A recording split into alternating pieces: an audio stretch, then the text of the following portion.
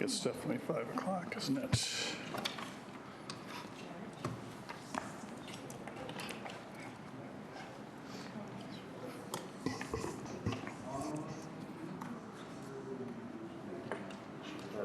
Good, how are you doing? Nice to see everybody. Looks like all the newbies here are signing our ethics codes. Are we all set with that before we start this meeting? All right, well, so nice to see all of my colleagues here. Last time I saw most of you, we were reading "'Twas the Night Before Christmas" and subbing in Your Amazing Son, Commissioner Wilson. That was a fearless young man, I can say that. And Commissioner Braille. Yes. So I will officially call this meeting to order of the Committee of the Whole for the Kalamazoo City Commission for Monday, December 1st, 2025. Clerk Borling, please call the roll. Commissioner Hess. Present. Commissioner Hoffman. Present. Commissioner Pradel. Present. Commissioner Slavy. Present. Commissioner Wilson. Present. Vice Mayor Duncan. Present. Mayor Anderson. Thank you, Clerk Borling. Communications, Manager Moore. None, Mayor. All right, thank you so much. Now we are down to public comments for the Committee of the Whole meeting. Just a reminder that the public comment period at the Committee of the Whole is 2 minutes. There will also be a public comment period in advance of our business meeting that starts at 7. Is there anyone here in the chambers that would like to take advantage of the public comment period?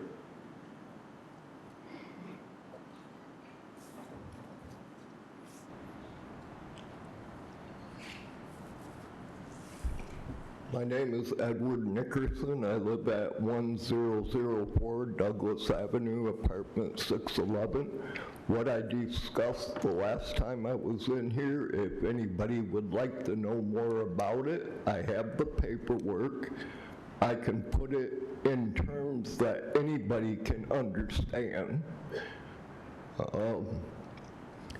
My apartment building says that they have no responsibility to clear the sidewalks off by the street. So I call the department for the city, and the guy tells me that by the time they send somebody out, it either melted away or there has been new snowfall. And they can't tell the difference between new snow and old snow. I think maybe we should get somebody in there that can do their job properly. I noticed that they took a plow down the bike paths on the street, but right at every corner between the sidewalk and the road area, there's a pile of snow. That should be cleared out. I've been walking around, jumping over 1.5 feet of snow and ice all day long. I've had eye surgery. I'm tired. Maybe you can get them to start clearing that area out between the sidewalks. That's all I have to say right now. Thank you very much. Is there anyone else in the chambers that would like to provide a comment during this public comment period? Seeing no one else, and thank you for everyone who took the opportunity to take advantage of public comment. We're now down to the work of our work session. City Manager Moore. Good afternoon. It is our pleasure to present a presentation on utility rates. I would like to call up Director Baker. Hello, Director Baker. Good evening, Mayor, City Manager, City Commissioners. It's our pleasure tonight to talk about our proposed utility rates. Just an overview of the agenda, we're going to talk about some of the utilities themselves, water and wastewater, how they're funded, that sort of thing. We're going to talk about projects and programs that these funding sources provide for. We're going to talk about what the rate impacts are, what those proposed rates are. And then we also have a special guest tonight from the Community Action Agency of South Central Michigan. We'll be talking about water affordability and the programs that we have in place for folks that are members of the utility.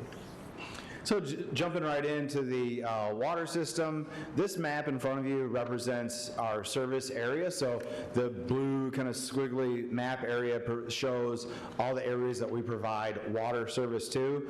The dark areas are lakes. So I just want to make that note, that kind of lighter blue is our service area. Our water system provides retail water service to an area of about 190,000 people. City Kalamazoo residents are about 40% of that. There is 11 total jurisdictions that we represent in drinking water. Some additional details, something to note, and we'll be talking about it in some of the next slides, are that we have 13 treatment plants in water, so that's something rather unique. We've got many different pressure districts based on how high those districts are, kind of above the baseline of what the lowest elevation is, and then just some details that makes our water system unique. Our water system is the largest all groundwater system in the state of Michigan. We're the 5th largest overall utility, so there's a pretty unique characteristics of the water system that inform some of the work that we're doing related to that. In wastewater, we also provide service outside the city proper. We provide service now to 22 communities, so 11 additional communities. We provide a service area of about 230,000 customers, and of that area, Kalamazoo city residents represent about 25% of that customer base. This year we celebrated 70 years of operational excellence at the wastewater treatment plant, the Kalamazoo Water Reclamation Plant. 1 treatment plant in wastewater as opposed to 13 in drinking water. We treat on average about 27 million gallons a day, so that stuff, material comes in and day out. We treat that and we discharge it by permit to the Kalamazoo River, and compliance with that permit is nearly perfect but not perfect. We're about 99.7% in terms of compliance regulatory standards that we meet. So we're doing pretty good, but not quite 100%. In terms of capital projects, if you look at water, we've got about $770 million of capital program over the next 5-year period. Those projects can all kind of be rolled up into a few of these categorical areas, including lead service line replacement, cast iron main replacement, water quality improvements, and then system reliability improvements. We're going to talk about a few of these projects here. Lead service line replacement, starting in 2017, the City Commission prioritized lead service line replacements at an elevated annual rate. We started replacing lead service lines at 500 services or more per year, with the goal of completing all of that work by 2037. We're now 61% complete. We've got about 10,000 services to go. We crossed that halfway point last year in September, and we've got another 1,200 lead service line replacements scheduled for Edison in 2026. It's our goal to stand in front of you next year and announce that we're 75% complete. That's what we're working towards. We also want to highlight some of the other important factors of our lead service program here in Kalamazoo. We've got one of the best programs in the state. We offer free lead testing for any household. So we've got regulatory compliance testing that we have to do on 100 homes twice a year. So we've got a period from January 1st to June 30th, and then we've got July 1st through December 31st. So during those testing periods, those are 6-month periods, we've got to go out and we've got to sample 100 homes, and there's a compliance way we've got to do it. We've got to get 5 liters, it gets stagnant 8 hours overnight, and we've got to verify the service line material that those homes are lead. We've got to do that program, but we'll also do any home, anytime. Call us, we'll schedule it, we'll come out and we'll test your home to see if you've got any concern with lead. In addition to that, if you test above action level, we'll work with you to identify the source. That source could be a non-NSF certified faucet. So you may be in a new home, you may be in a home built in the year 2000, which was not very long ago and is very new in terms of homes, but that fixture may have contained lead. Fixtures were not required to be lead-free until after 2014. We just had a home that we worked through this process and troubleshooted the home. We found out that it was a fixture, original to the home, new, from the year 2000, but not compliant with the 2014 lead and copper rules, so it was not lead-free. Also, if your home does have a lead service line and you test above action level and you're not in our area, you're not in our project area, so that next year that's Edison, let's say you've got a home in Vine and we come and we test your home and you're over action level and it's due to a lead service, we will schedule that lead service immediately and we can guarantee that will be replaced within 2 weeks. I also want to highlight where we're at right now with our program. Action level is 12. This was lowered. It used to be 15. That's lowered. And our 95th percentile, or 90th percentile result right now is 3 parts per billion. So our numbers are continuing to trend down. 3 is pretty low. This is a very significant decline, and we hope to continue to see that decline. I'm going to talk about water main replacement. What do we do in water main replacement? Well, we have, on average, about 100 water main breaks per year here in Kalamazoo. Those water main breaks are isolated to areas of pipe that we know are of a concern. They're material and date of certain age of material of pipe, predominantly dating to post-World War II era pipe that has significant corrosion and is also experiencing significant break history. Last year, around February 15th, we had more main breaks than we did days in the year. So on February 15th, we're about 46 days into the year. We had 53 main breaks at that time period. So this is something that can be extremely impactful to our residents when we're going through those highly cyclical periods of breaks. And we're working to get after that by coordinating cast iron main replacements with our street schedule. So we're actually working with a firm from the UK. We've mapped all of our water main breaks, and we've identified all the pipe material, pressures, age, and everything else. So we've got a probability of failure index for every pipe segment on every street. So when we identify a street project, we then identify that pipe that's on that street, and we're able to look at what is the probability of pipe failure within the next 10 years. And those streets that have a high probability of failure based on all that information I just stated, we prioritize that and coordinate replacement when we do those street projects. That's why a lot of street projects that you saw we incorporated water main replacement with. This photo that you see here is actually a photo from Westnedge Avenue where we coordinated water main replacement with that street project. Water quality projects, we're an all iron system, groundwater, and that's something that's inherent to the water quality, the water chemistry. We've got iron in the water.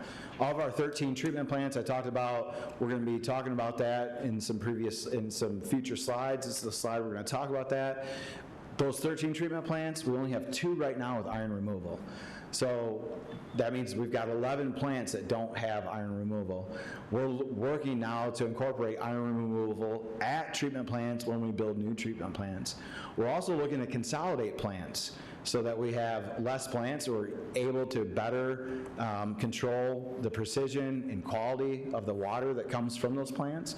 We're also making changes to corrosion control. We're going to an optimized corrosion control program where we're using a pre-mixed chemical instead of hand mixing that chemical ourselves. So we're purchasing that chemical pre-mixed, and then we're building in automation to the system. So when those stations pump more, they're also programming in that ideal or optimized rate of corrosion control within that.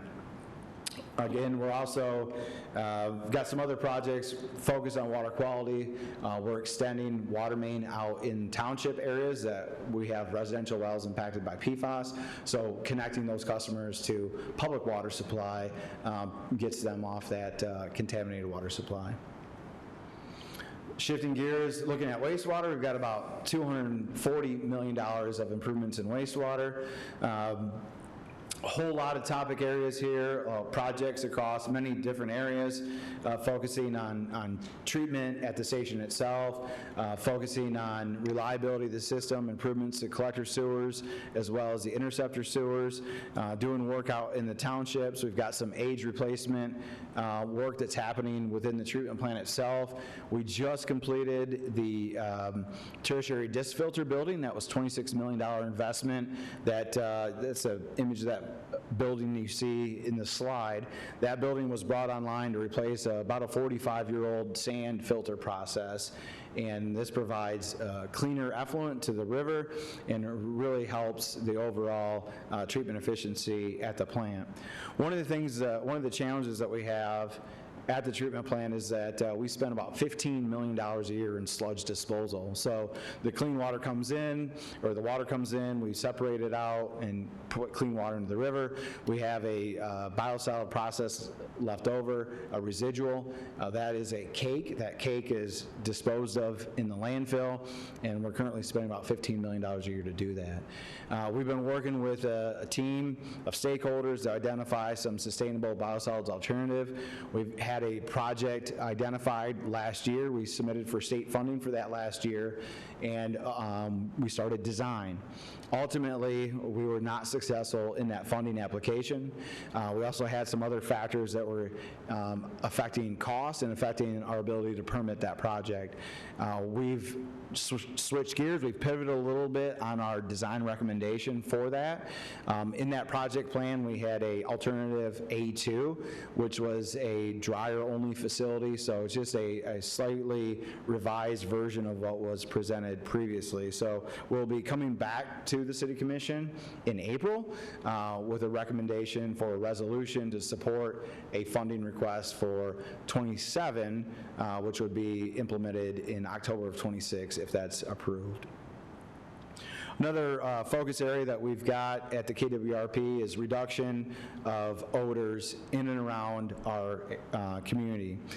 We've realized an 89% reduction in hydrogen sulfide odor around the KWRP, and that's taken a lot of hard work, and there's some work that we're going to continue to focus on.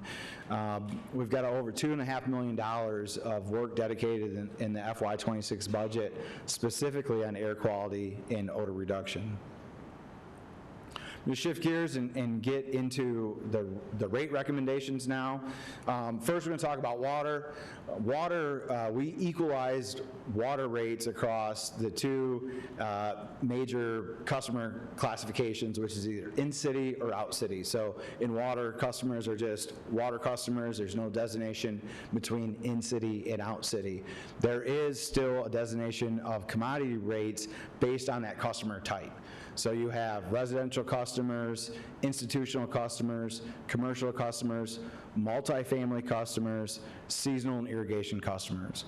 The rates are determined by a cost of service analysis, which looks at each one of those customer classifications and determines what the revenue requirements are for that customer classification and what the costs are for that customer classification in terms of what are we spending in that customer classification. Through a detailed analysis, the recommendations came forward that we needed a 5% overall water rate increase, and then each one of those classifications varies. Residential 6.5%, multifamily 3%, and then our commercial and institutional is about 5%. This all translates to about a $2.38 increase, a $2.38 increase for a typical residential customer, and that's the same whether you're in city or out city. In wastewater rate, we're working towards equalizing those in-city and out-city rates for all the same reasons we did that in drinking water. We're still on a glide path for that, so we're still working towards that equalized rate concept. There are many more customer classifications within that's just in-city and out-city. So in-city and out-city from a residential perspective, those rates would be equalized in wastewater, and we're working towards that. We do have many industrial customers in wastewater. Those industrial customers pay more for their respective loading. So there's kind of that domestic baseline so all customers pay based on a domestic rate. Industrial customers would pay more than that domestic rate. Again, that increase in wastewater is about 9%. That boils out to different rate percentages by those different customer classes. For a typical city customer, you would be looking at about $2.69 per month increase, and a township customer is about $2.02. So bringing those both together, that impact from water, the impact from wastewater together, that's about $5 a month for a city customer, and about $4.40 a month for a township customer. Those industrial customers or municipal customers, those are more detailed, and those are in your rate packets. You've got some information there. In the wastewater ordinance, there's wastewater rate reports. Some of the bigger cities or bigger customers are named out in terms of what their cost is. We've got this chart in front of you that provides an overall indication of where Kalamazoo is in comparison to other communities. You see that across the board, average utility rate for water and wastewater is about $75 a month. Kalamazoo is below that. There's many peer communities that are below that. It's a pretty flat line for communities that are below that line. We move a little bit on that. One thing I will caution commissioners as you look at this is that we have a January 1st fiscal year. Many of these communities have a July fiscal year. So in July, this will change again. And we saw that, we've looked at this in years past, and we saw that a lot of times we're kind of neck and neck with Muskegon and Wyoming. We have rate recommendations that would go into effect in January, and then July the chart switches again, and Wyoming and Muskegon catch back up again. So it's rates would remain below that average. Summarizing again, system rate increases for the water system about 5%, wastewater about 9%. In your rate recommendations, we actually are showing you what these recommendations would be over the next 5 years. So with this capital program that we've got over the next 5 years, we have systematic rate recommendations that are programmatic. So in water, we're looking at a 5 to 7% structural increase every year. Wastewater is a 9% recommendation this year. That drops to 7% next year. It stays around 7% for the upcoming years, and then in 2031, when we complete that biosolids project, we actually recommend a rate holiday. So that would save enough dollars by doing that project that we wouldn't need a rate increase in 2031. Did want to highlight all the resources that we're bringing into the city for water and wastewater. Over $43 million, about $43.5 million of federal or state grants that have been awarded to us. So those are dollars that are not in rates. Those are dollars that help go directly to projects that have saved our citizens dollars. Also want to highlight some community engagement. We're represented by a utility policy committee that helps to develop these rate recommendations. That utility policy committee spent a lot of time dealing with those cost of service analysis and recommendations as we looked at the overall rate recommendation from revenue requirement, that 5% for water, and then how that breaks out to those different classes. I can share with you, and it's in your packets, that first cut at that recommendation was for, I believe, a 9% increase for residential for water. That utility policy committee wanted to take a different approach in that, wanted to take a gentler approach, a smoother approach, which ended up resulting in a 6.5% rate increase recommendation for that residential customer, and only a 3% recommendation for multifamily. At this time, I'm going to introduce Mr. Tom Wheat from the Utility Policy Committee to provide some perspective on the work the UPC has done. Thank you. Thank you, James. Tom Wheat on the Utility Policy Committee. And we have another Utility Policy Committee member back here, John Crum from the Gull Lake Sewer and Water Authority. So the Utility Policy Committee is set up by the water contract between the city and the customer communities. And amongst other things that we advise on policy is we look at the rates with the city, with the rate consultants. And this year it took a couple extra steps just because of what James just mentioned in terms of the 9% versus we're taking more of a smoothing approach to it. But in the end, the route we chose, or the route that we have, the UPC is coming to you and recommending that you adopt these rates are what James is presenting to you today. So at the Utility Policy Committee, it was a unanimous vote to support the rates that James is recommending. So that's all I have to say. If there's any questions, I'm happy to answer, but. Questions, commissioners? I'll let James continue. Oh, Yeah, sorry. Commissioner Slaby. Is this just questions for Mr. Wheat? Okay. Nope. No questions. Thank you so much.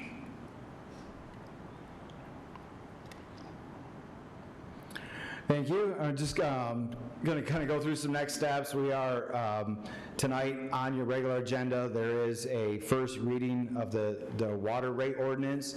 Wastewater, you'll see on your December 15th packet because that's a resolution, doesn't require the two-step process. So action would then be requested on the December 15th meeting. And then what we're proposing would be that these rates would go in effect January 1st and would coincide with the budget for 2026. Happy to answer any questions at this point. Also want to highlight that we're going to have Community Action Agency of South Central Michigan to talk about water affordability and our programs there directly after me, and then we'll both be available for questions. So take any questions. Happy to take any questions at this time. Thank you, Director Baker. Commissioner Slaby. Thank you for the wonderful presentation. I really love the gradual approach that you are taking with increasing the rates, year to year, and taking into consideration all of our different types of customers, from commercial, industrial to residential. Wanted to just confirm, right, so we were speaking about the rates and what they would look like month to month, but as we know, we bill our customers on a quarterly basis. So I want to make sure that people at home understand that they won't necessarily see that $5 increase on their quarterly bill. They'll see a $15 increase because they're billed quarterly, which is still very low. And I love to see that we still remain under the state average. So that's amazing compared to all the other communities in Michigan. I wanted to also thank you for pointing out what this funds. So one of the top priorities that I heard from the community during the campaign and just over the years is water quality.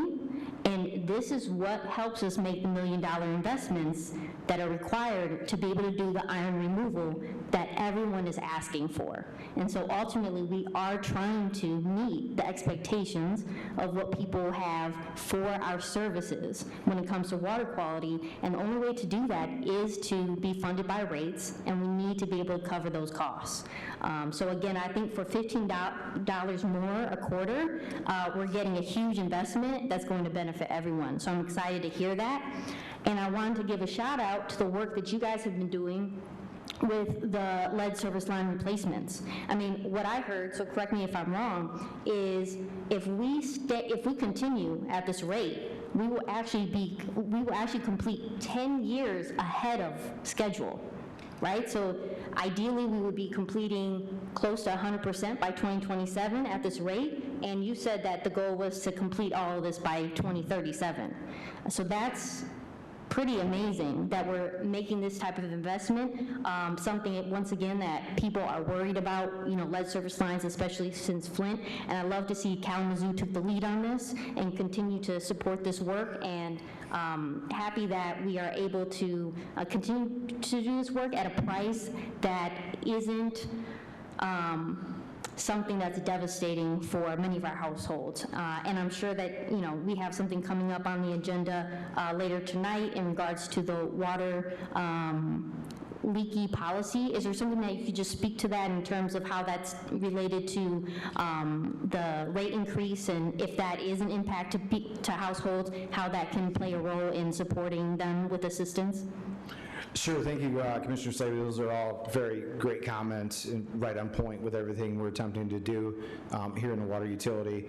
On your consent agenda, you've got an item for a water leak adjustment policy.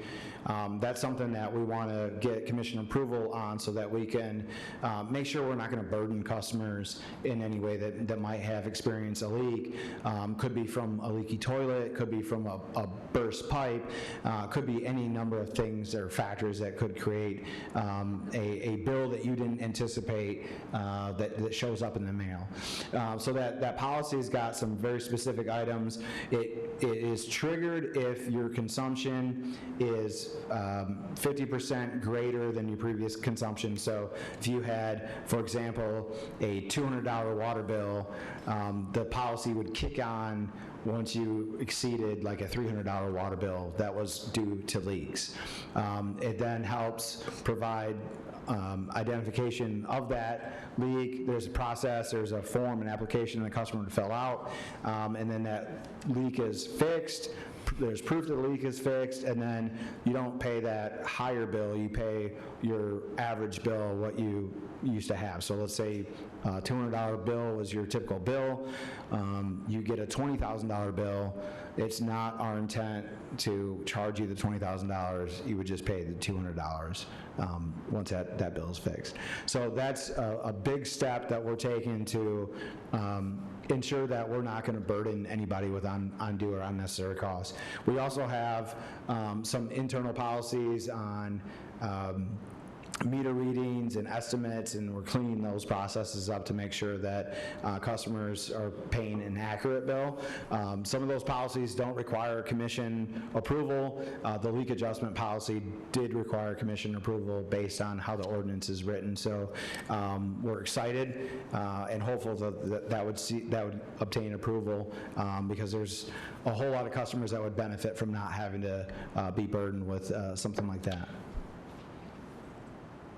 Thank you, Director Baker. Other questions? Are you all set, Commissioner Slavy? Yeah, please.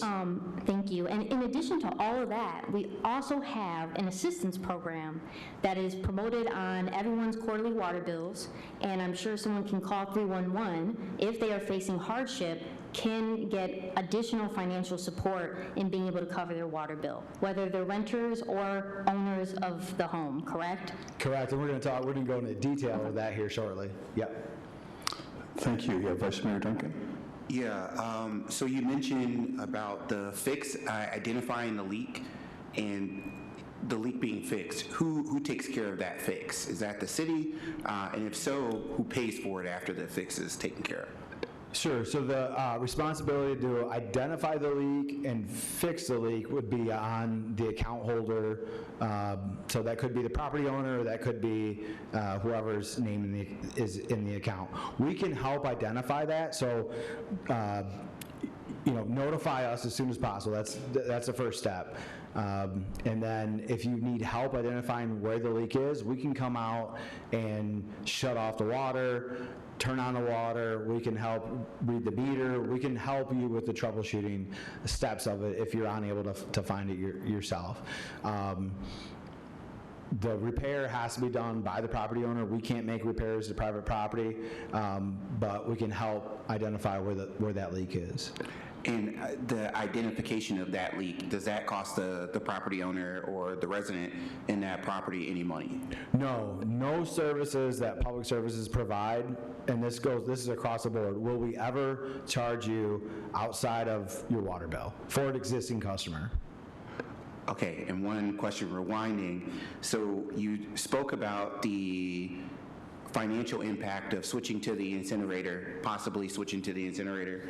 Have we looked at the environmental impact of incinerating versus the process that we're doing now? Yes, that is a lot of great conversation that involved a very deep dive into all these technologies. So to kind of walk through that, 3 years ago, we issued an RFP to get all the information of different processes, what they might look like, what their impacts may be. I believe we were over 30 different processes that we evaluated. We met with a stakeholder group that had representatives from many communities, including Kalamazoo, many different engineers, not just our own engineers, but other community engineers. Some of the industries that we serve participated in that as well. And then we narrowed that field down to 3 technologies. Our evaluation matrix included odors, it included environmental footprint, included sustainability, it included many factors besides just cost alone. So we were really looking through a very wide lens as we selected alternatives. The alternative that we selected, and we moved forward with design and we applied for funding last year, was a ERS, so it's an energy recovery system. It's a dryer that's kind of plugged directly into a thermal oxidizing unit.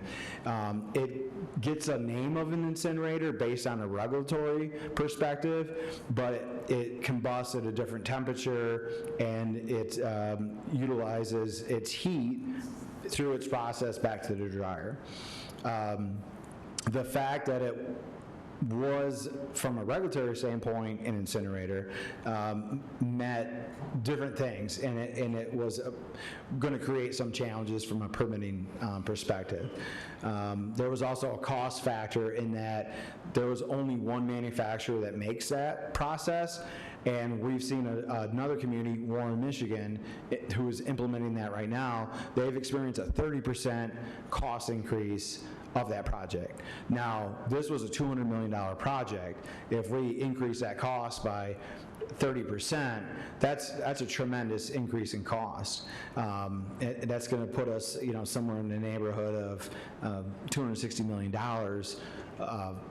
which is going to start to not make sense anymore from a cost savings perspective, because costs and rates are important. We need to manage and control rates. So we've reconvened with stakeholders again, and we've since looking at just performing the dryer perspective of that process. So using a dryer, drying the material, achieving 75% dryness, pelletizing that material, storing a dried material, hauling out a dried material, and then utilizing the cost savings from that, and then we're not getting into the environmental aspects of the incinerator piece of it.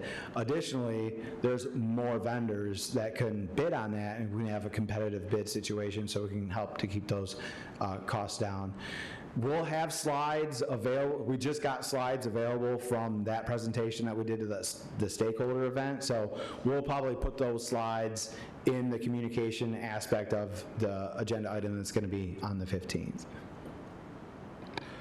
Thank you. You have been very thorough. Thanks again. Other questions? Yes, Commissioner Hess. Thank you, Mayor. Again, Director Baker, a stellar presentation. Appreciate you being here and all of the work that you're doing on behalf of all of the people of Kalamazoo and who use our water system. 70 years, that's amazing.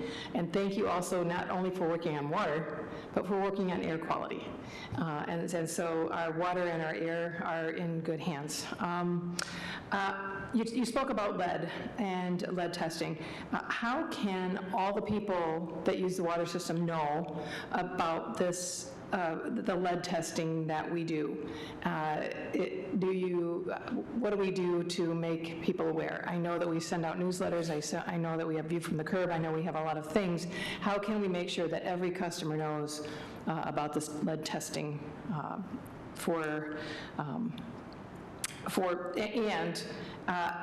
you talked about 3 parts per billion here. Is there any natural level of lead in water? So let me answer the lead question first. So first of all, there's no safe level of lead in water, period. There is no natural level of lead. Our bodies don't want lead in our bodies. We should really seek, our goal is 0. 0 might not be attainable. It might be one of those things that even after we remove all the lead services, there's still those faucets I talked about, manufactured before 2014. Many homes still may have lead interior piping. There is potentially other sources within private plumbing that could leach lead into drinking water. So awareness is very important, and there is no safe level of lead. I'll talk now about some of that communication piece to some of those customers. Again, our most critical customers are customers that currently have a lead service line. We want to make sure we're communicating to those customers directly. Those customers receive a notice via mail every 6 months that they have a lead service. So that's an important aspect of it. So if you have a lead service, you're going to get a letter in the mail that says that this address has a lead service line. That's where we start. We also have our website. If you're curious and you know your house number, your address, you can go to our website. You can look up what is this service material at my address. Click on a link. It takes you into a GIS page, and then you type in your address, and it will pull up and it'll show you what your service line is. It will have kind of 2 lines. It'll say copper. That means the street service is copper. The yard service is copper. That's a very useful tool for folks that maybe you're interested in buying a house in Kalamazoo, or maybe you've got a loved one and you want to understand what their service line is. Use that online lookup tool. Also, on our webpage for lead, you can request free filter or testing. You can also call 311, or if you live outside the city limits, you can call 337-8000, and that will connect you with our folks in 311 as well, and you can request lead sampling or a filter. We've given out over 10,000 filters already since we've implemented this program, and we'll provide a filter to anybody, not just somebody that's on a lead service line. Again, because we don't know, is there a faucet, is there interior plumbing, those risks still may be there. So we'll offer a filter to anybody. We'll offer testing to anybody as well. Appreciate that. Thank you so much. So, I mean, my first year here, 2019, we've heard this presentation every year, and frankly, I'm starting to look forward to hearing from you and about what we're doing and how we're moving forward on our water service. I've become much more aware of my usage and why, and also, what we're putting in our waste stream. And I would hope that we're all inspired by this presentation about keeping our resources clean and healthy for everyone. Last question. Commissioner Slavy brought up the monthly billing that she talked about, quarterly billing, and yes, people, $15 for a quarter might be a whole lot more if you're not budgeting it out monthly. And we spoke before, a few years ago, I think, about metered monthly readings, but we can't do that until everybody is on the smart meter system. Can you tell us a little bit about that and how soon we can expect the ability for us to be able to do monthly readings? Sure. So we've got roughly 46,000 accounts in our system, so there's a whole lot of meters out there. We have begun a smart meter program through attrition. We also have program smart meter replacements with projects, so those lead service line projects we talked about. We've already got somebody in the basement, so we're coordinating with those contractors to replace the meter as well. We've also been working out with some partner agencies. We've partnered with Gull Lake Sewer and Water Authority to do contractual smart meter replacements for us in Richland Township. So we're looking to optimize resources and look to see if we're going to be in a home or can we schedule to be in a home, can we do more work than just what's there in front of us. We're, from a goal standpoint, looking to replace about 5% smart meters every single year. We've issued an annual report in water that will come out in February where we'll detail the amount of replacements that we completed in this last year. I can tell you that city crews alone replaced over 300 smart meters just last month, just by themselves. So we're taking this work very seriously. We're kind of grabbing the reins on smart meters and really trying to implement a major program. Haven't committed to a big, solid program in the CIP yet, but we're continuing to look at that. We'd probably need about 2 consecutive years of about $8 million to just complete the entire system en masse. We're still kind of stepping towards that using those optimization techniques that I talked about.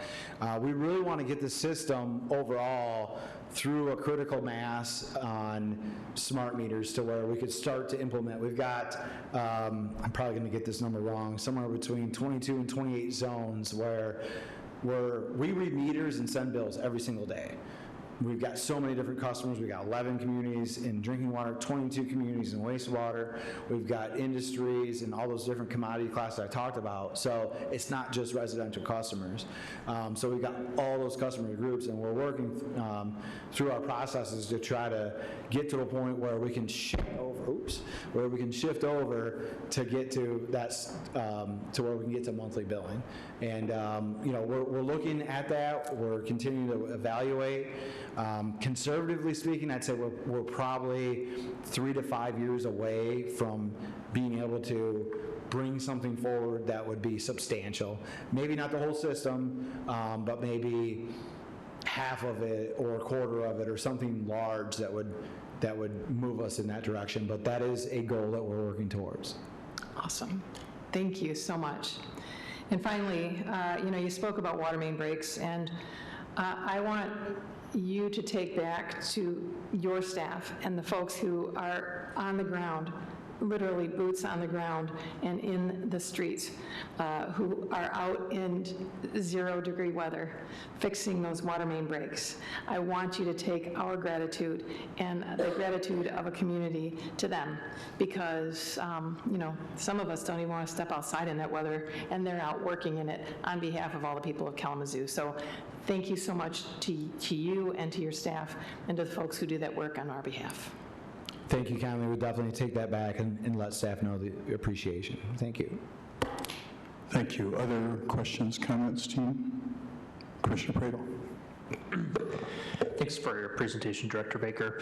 You had mentioned that we're about 61% of the lead service line replacement goal, with 75% next year, with successful 1,200 lines replaced in Edison. Last year, we had the previous administration, a representative here, to celebrate our 5,000th service line. I remember you talking to us about how, just to put into perspective of how significant that is, that nationwide there were 180,000 lines that had been replaced, and just to think that 5,000 of those were city of Kalamazoo.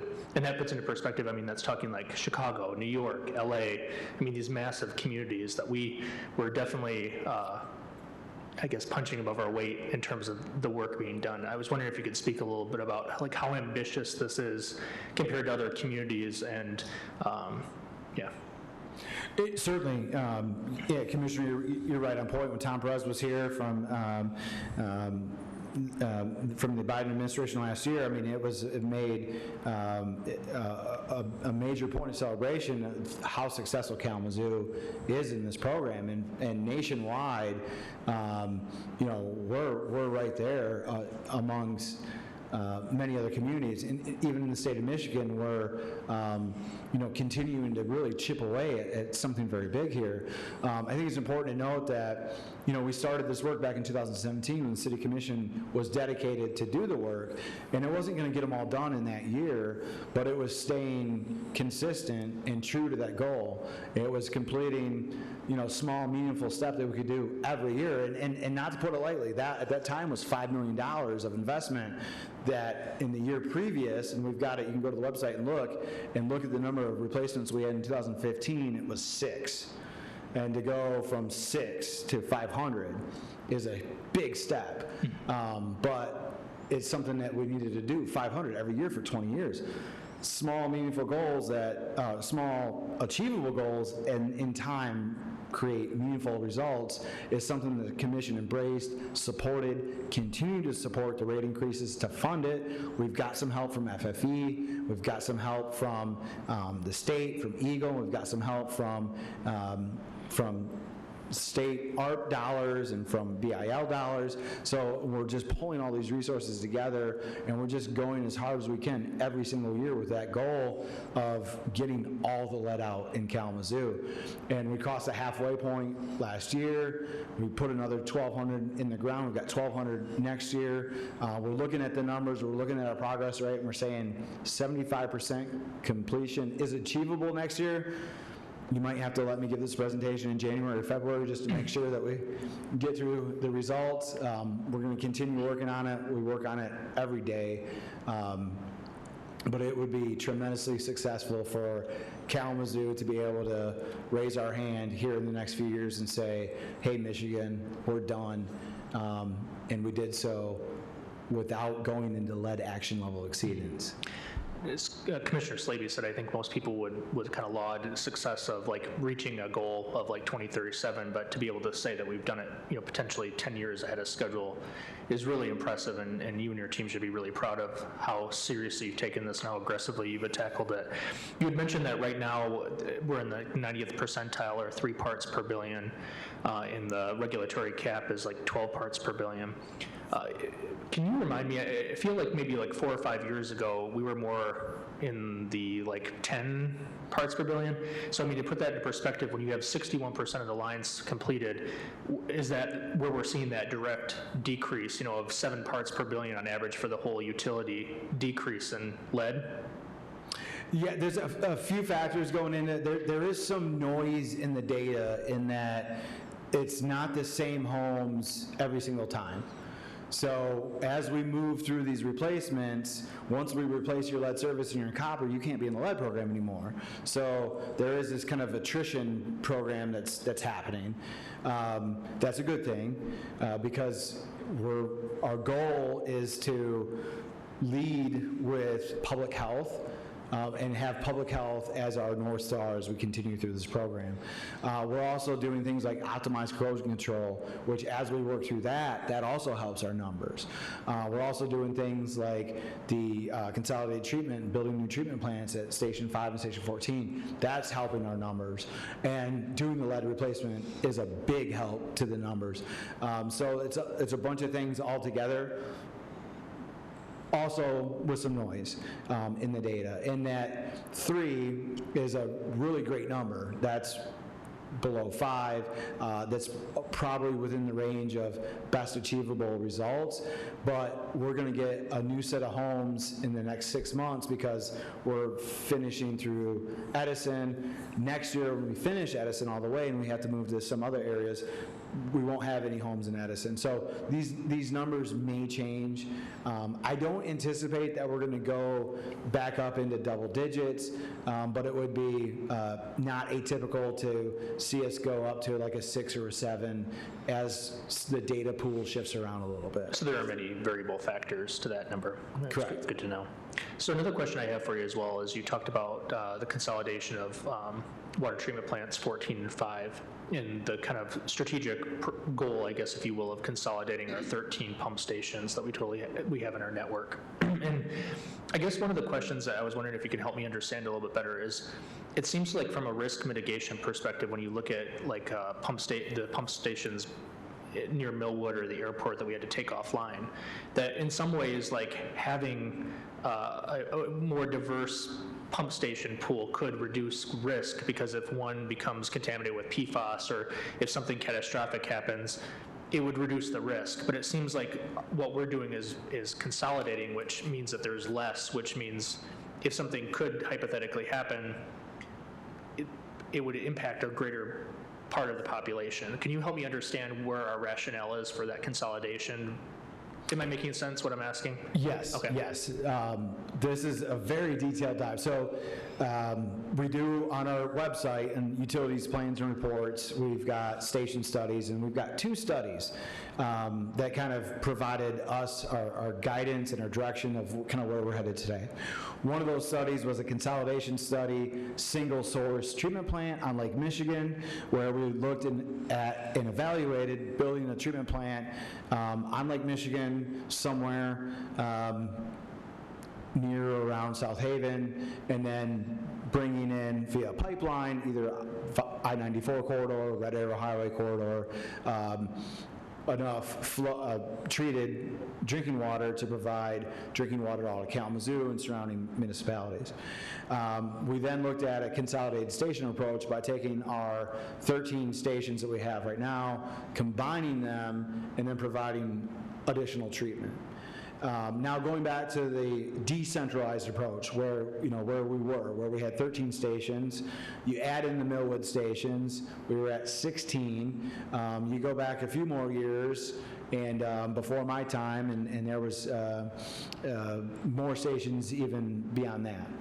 At that time, and this is getting back to one of the founders of the water department as we know it, Mr. Al Sabo, who Station 24 is named after, who took over the directorship after E.E. Norman in early 1950s, looked at exactly what you're talking about, having a decentralized approach, having stations all across the county, and that if there was a problem, thunderstorm, power outage, well contamination, the size of the system provided the reliability of the system. As we've grown, we're now kind of using that full capacity of the system, and as we take stations out, because 17 and 18, the Millwood stations, we can't use them because they would be over the Michigan MCL for PFAS. We're kind of up against that threshold for capacity. We've grown some since the 1950s, and we don't have the luxury of just knocking out stations and not running them. We kind of have to run everything that we have to meet our hydraulic capacity. The other challenge that we have is the regulatory landscape has changed considerably, in that these groundwater stations had relatively lax regulations decades ago. Fast forward to where we are today, from a regulatory standpoint, we're almost to the point where we would be at a surface water treatment plant.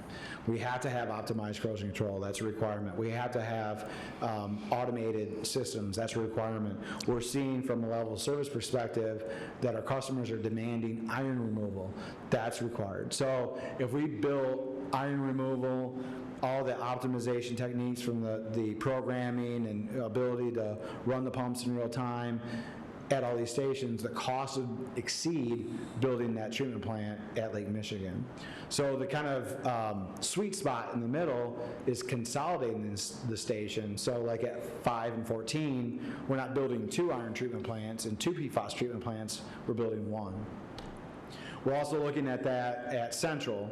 So those property purchases that we've been bringing forward lately are part of a plan to build a bigger footprint at Central in around 2030, 2031 timeframe.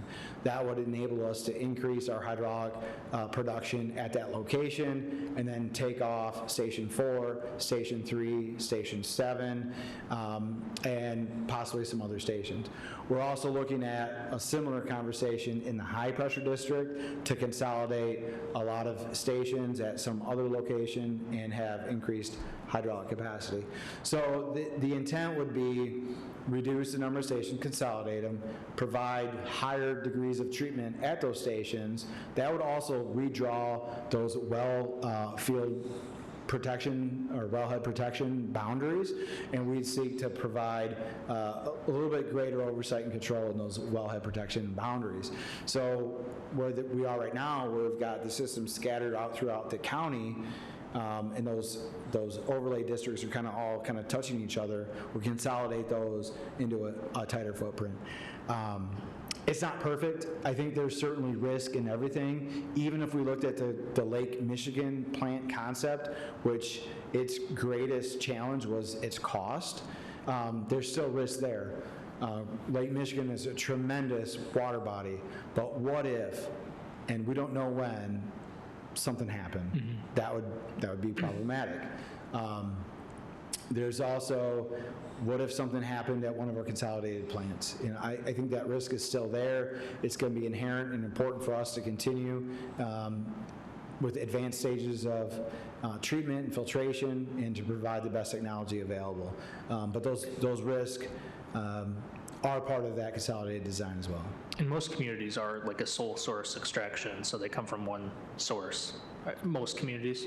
Yeah. So to give some comparison, Detroit has millions and millions of customers. They're the biggest utility in the state of Michigan. They have 3 treatment plants. They're surface water treatment plants based out of Lake Huron, different from our groundwater perspective. From a groundwater perspective, the only other comparable community is Lansing, and they've got about the same setup as we do in terms of well. Groundwater communities, if you take away Kalamazoo and Lansing, they're all very small communities in comparison. And those small communities have 1 or 2, maybe 3 sources. If you remember back with the parchment crisis, parchment had 1 source, and that 1 source became contaminated. Mm-hmm. So if I understand you, if you could summarize basically consolidation, there are risks presented with it, but with the higher standard of treatment, you could argue that you're taking better care of the higher risk. Correct. We would suggest that the regulatory standards in place and our commitment to uphold those standards would mitigate the risk, but there still would be risk. Sure. In the fiscal year 26 budget, there's proposed increases in staffing and public services. Can you speak a little bit about those added positions and what they're aiming to provide? Sure. There's a few very minor additions in water and wastewater. I think there's 1 FTE in wastewater collection supervisor. That's a supervisor of the crews that clean the pipes. We call the pipe network in wastewater collections because it collects the flow and conveys it to the treatment plant. We also have in drinking water a number of positions, I believe somewhere in the neighborhood of 4 or 5 positions in distribution and in billing staffing. There's separate from the utilities, we have a request for 4 positions that are in streets. Those are concrete and asphalt positions, but those positions would be used for storm cleaning. Those storm positions connected with the request to purchase a Vactor would be dedicated to cleaning out storm sewer catch basins. There's over 13,000 of those in the city, and we would be pulling the lids, cleaning out all the sediment from that catch basin or structure, doing a work order, documenting the material that we remove from it, and then issuing any kind of work orders for repairs to that. So that's an overview of what those positions are. Broadly speaking, water and wastewater we're not moving the needle a lot in positions. Both of those departments have about 100 FTE each in them right now. And that Vactor purchase is on the consent agenda, I think G14 tonight, if I'm not Correct. mistaken. Great. One other question I had for you as well. I've heard from a number of people in just my day job about the impact of quarterly payments basically for utility, and how it would be much more helpful if it was on a monthly basis. And can you just speak to maybe what barriers exist that prevent us from moving to that quarterly base or to that monthly basis? Sure, I think, just, there's some real challenges in how we pull the data in. So we talked about smart meter, I talked about that smart meter attrition program and some of those smart meter optimization programs where we're working with our lead work or partnering with another agency to get more smart meters in homes. So with the smart meters, we can get the data in real time, we can load those into billing software platforms and move it out. If it's not a smart meter, it's a read meter, and we've got to send staff out to that meter. And that's where the real challenge is. So to get the entire system in a monthly bill process where we are right now with our current meter technology would be too demanding from a resources standpoint in terms of staff that we currently have in place. And so our best approach would be to manage that over time with the automation and AMI program that would be available to us when we hit kind of critical mass on smart meter implementation. Thank you. Thank you. Thank you, Commissioner Prato. Other questions, commissioners? Yes, Commissioner Slavy. So I'm thinking about some of our residents when they hear discussion around rate increases or a bond or a millage or things like that. Their pushback can be, well, it sounds like we're not managing our budget correctly, or we've neglected things and let things go. And so what I just wanted to maybe emphasize here in this moment is that we're restricted from using general fund to support this work, correct? Like, we have to rely on our fortune with getting grant funding externally and FFE, but we are supposed to be self-sufficient and rely on these rates to fund all of this, correct? That's correct. Water and wastewater are enterprise funds in that they're supported completely by rates for services provided. So that commodity that we provide, water, there's a rate for that, and customers pay for that. That's important, really important for Kalamazoo in that at those funds, and we have bonded in those funds to pay for these projects, we've got bond covenants that require us to charge those rates to support those projects. If we don't bring in sufficient rates to support the projects and the programs that we have in place, the only backstop that we would have from a fiduciary standpoint is general fund. Now, we talked about how water serves 11 communities, wastewater serves 22 communities. That's not fair to the Kalamazoo taxpayer to have to provide the backstop for 22 other communities. Kalamazoo ratepayers, from a wastewater perspective, only fund 25% of the system. The other 75% is either out-city, industries, other communities, folks that are not Kalamazoo taxpayers. So it's, from a utility perspective, we're much smaller than like an electric utility, but it's very similar. There's electric utilities across the state of Michigan. They serve many, many customer communities. It would not be fair to the city of Jackson to say, hey, that electric utility is located in the city of Jackson. Make city of Jackson taxpayers pay for that. It's just not fair for that customer base, and it would not be fair for city of Kalamazoo taxpayers. In addition to that, when we think about the budget and how we manage it and the work that we decide to prioritize, so if you could speak to like the life cycle of a pipe. You mentioned earlier in the presentation that we're dealing with World War II pipes mostly. Some are older than that. But the quality of the material that was placed during and after the war was less quality than even the older stuff that was put in place. And so this is why we're seeing breaks at this point from, due to that quality of material that was put in place at that time, and just, it's at its end of its life, right? And things, just like anything, right, come to a point where it has to be replaced. So this isn't a result of us not being able to prioritize these projects over time or a neglect of maintenance. This is ultimately just part of running a city, and we're restricted to using rates, and due to the increase in construction materials and staffing, labor, all of that, we ultimately have to increase the rates in order to make this investment. Could you just talk about that life cycle? How long do we expect these pipes to last? What factors are in place in terms of, speeding up that life cycle or not?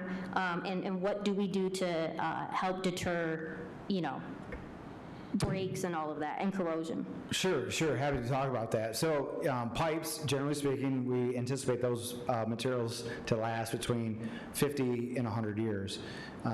We see that the pipes installed prior to World War II, so like 1939 and older pipe, is thicker, it's a different metallurgy. It's still cast iron, it still has some brittle tendencies to it, but it's holding up in our system much better than the pipe that was installed from around World War II era to like post-war era.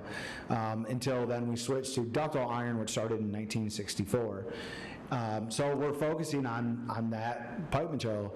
If we go back to, say, 1955 and older, that's 70 years. That pipe has served its purpose well, probably doesn't owe us anything, and has performed very well. So this work that we're doing now is really phased, it's planned, it's part of our work is to run a good, reliable utility and to keep things going into the future so that we can mitigate those water main breaks. I also want to highlight, we talked about Station 5, Station 14, and that work, and we're building that new consolidated station. Station 5 was built in 1914. That station is 111 years old, and it continues to operate. It is operating right now, and it has to operate until we complete the new consolidated station, which is still going to be another 3 years yet. It's under construction, but it's going to take some time to get online. If anything doesn't speak to the investment and the stewardship that City of Kalamazoo has provided over the years, I will take you out to Station 5 and show you how well that has held up, because crews, staff, engineers, city commissions have continued to support the water utility. This commission and many commissions continue to make water a priority, and it shows in the asset age, asset reliability, and the system. And we want to continue those investments to continue to have a reliable system.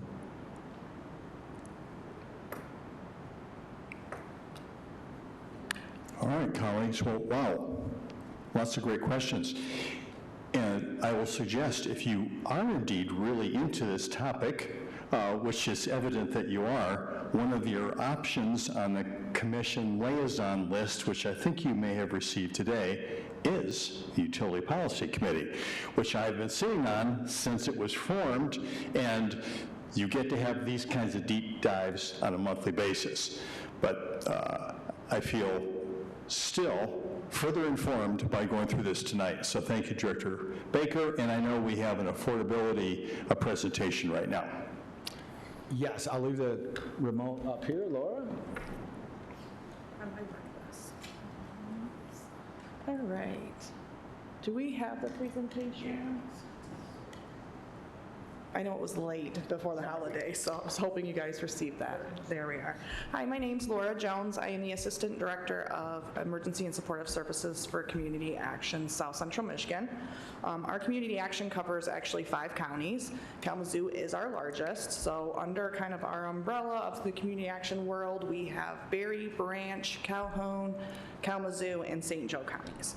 The couple of programs I'm going to talk about tonight related to water, they are available in all of our counties, but one thing that they both require is to be connected to either metered water or sewer or both accounts. So some of our more rural counties do not see as much assistance with this program because we're looking at the affordability for our water bill customers.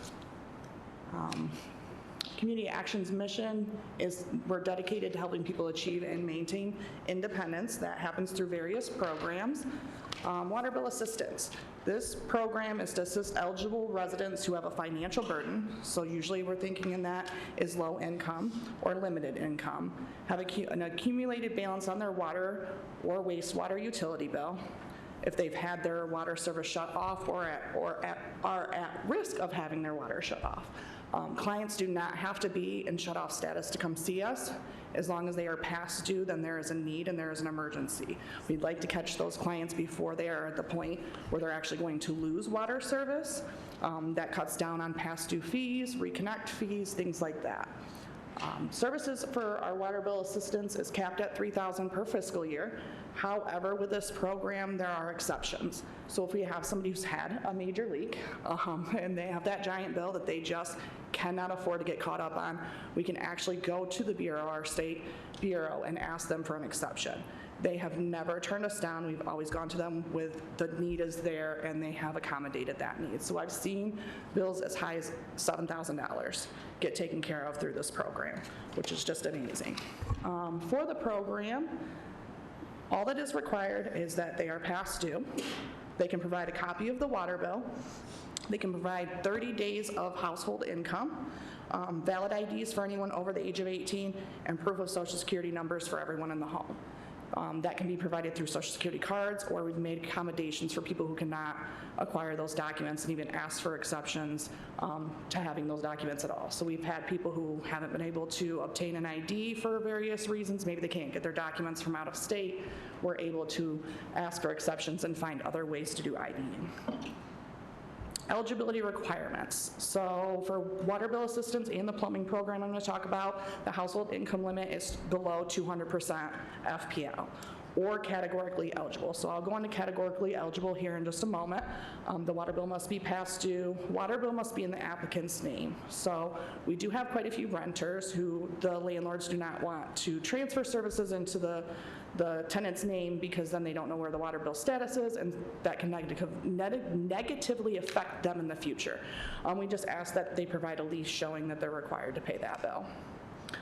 Applicants must live in the home that's receiving the assistance or moving into that home. So if they have a past due bill from a previous address and they're going to turn on services at a new address, if they need that past due bill, we can go ahead and take care of that to get them current and in good status moving forward. I pulled some numbers from the start of this specific program until to now. So since 10/1/2023 to 9/30, that was the end of our fiscal year, we have provided over the 5 counties 1,421 payments. 582 of that was within Kalamazoo County, which totaled $237,000, just over that, in assistance payments through this one funding source. The average bill we're seeing is $408, which is down a little bit this year. We've gotten a lot of those people who had large bills from the stay of shutoffs caught up. Here's a flyer that we do use that's available on our website, or I can get copies if anybody would like them. Plumbing assistance. So our plumbing assistance program, again, there has to be a metered account. The only thing is they do not have to own the home. So if we have a tenant in the home and the landlord is willing to participate and fill out the paperwork along with them, it goes off of the tenant's income levels, not the landlord. So there could be updates made to homes where there's renters, because we're hoping that that cost savings is actually being passed on to our tenants. Need repairs or improvements in their home is a requirement. Provide water affordability by addressing leaks to keep the water bills affordable. Provide access to water throughout the home, and those services are capped at $9,000. Again, cap exceptions are available, and we have obtained those through the state. Required documents are very similar to our water bill assistance, with the exception of they do have to provide a deed or title to the home or have the landlord fill out that landlord packet, giving us permission to do updates to their home. Sorry.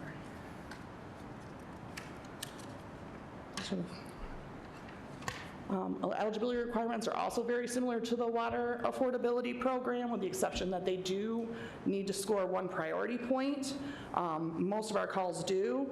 One of the major things we see is there's an active leak anywhere in the home. That can be a running toilet, a drippy faucet, that they just need to score 1 of those points. But we are asking them, do they have access to water throughout the home, whether it be hot water or a toilet, shower, able to wash their dishes in their kitchen sink. We do have clients who are extremely low income that may be washing them in the bathtub. We want to make sure we're providing water affordability and accessibility throughout the entire home. Currently enrolled, this is started in 4/1/2024. The numbers for this are a little bit harder because we may have done updates to homes that we have not been invoiced for, so it's not actually a payment in our system. But 306 across all 5 counties so far. 66 of those were in Kalamazoo County. 66 are enrolled right now, so that means progress in jobs is happening. 25 are completely completed with $200,000 in assistance spent in Kalamazoo County. And here is our flyer for that. Categorically eligibility for either of these programs, if they are on TANF, supplemental security income, they have a recent SER within the grant period we're in, they are receiving food assistance or weatherization assistance, they are categorically eligible, which means they do not need to provide us with income eligibility. We can base it off of those other programs. The application process is pretty simple. We offer in-person and virtual options. Some of our clients are not able to travel into our offices for appointments, but can do those things virtually. The intake specialists meet either over the phone or in person to complete the necessary application and forms. They're entered into our Empower database, which determines eligibility. They go over, our intake specialists go over our client needs assessment with all of our clients, which is to help identify other needs within the home. So they may start out coming to see us for water bill assistance. They may then receive weatherization, plumbing, and various other assistance that they need in the home. So, once determined, eligible water providers are contacted for past due amounts and commitments to be made to stop any shutoffs to services. With the plumbing program, we transfer that file over to our housing department because they're the experts there, and they coordinate contractors and quotes and get work scheduled. This is our current poverty income guidelines table that we use until next month, and then we'll get an updated one for 2026. For more information, you can always visit our website. Any questions? Thank you very much. Once again, lots of great detailed information. Commissioner Hess. Sure. Laura, thank you for being here. This is good news for the people of Kalamazoo. You said come and see where are your offices? You said come and see us at our offices. Where can one find you? Okay, so in Kalamazoo County, we have an office on Westnedge, and then we also have an office at the Douglas Association. We've also held walk-in days at various locations throughout the year. We have found that people are more fond of our virtual option because they do have work or other commitments, and traveling in and kind of waiting can be difficult, but we have offered that at times to get as many people through the door as possible. Thank you. And this information is available on the city's website as well?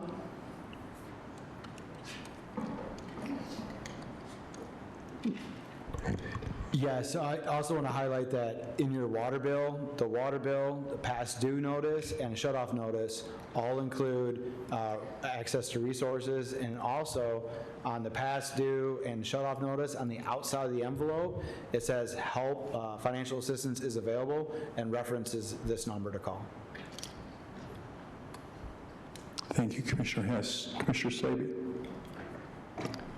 So with the cap being 9,000, if I'm a resident, I'm facing hardship, I call, I say, hey, I need assistance, I meet all the requirements, and you assist me. 3 months later, can I come and call again and say, hey, I need assistance? So the cap would still stand in that point, say we exhausted all 9,000 of what is typically available. We would reach out to then the State Bureau and ask them for an exception and explain whatever outlining circumstances there may be for the extra need. And again, they haven't told me no yet when I've had to do that, so we always have a valid reason and a good reason to go to them, and they usually are pretty accommodating for those circumstances. So there's no current limit right now for a single household to keep returning to seek assistance? No, typically no. Thank you. Thank you, Commissioner Slaby. Other questions, commissioners? All right, thank you so much for being here and sitting with us through the entire water presentation.